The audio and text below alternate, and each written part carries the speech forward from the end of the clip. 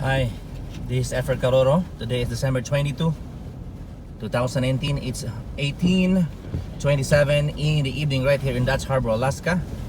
And that thing that you see there is the blizzard. If you will not stop, in my left side is a cliff 200 feet below. So you have to better stop and wait until the blizzard stop, or at least slow down. So when there's a blizzard, there is always a possibility of zero visibility in the road, so you cannot travel. So look at that, you see.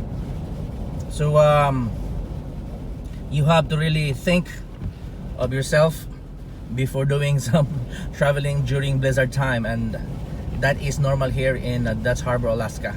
That is what is going on here. Heavy blizzard and you cannot see the road. So that's it. You see that?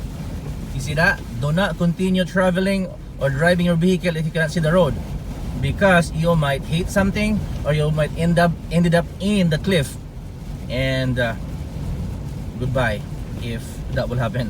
So yeah, this is your friend Efren Caroro right here in Arctic Mission Adventure. Bye bye for now.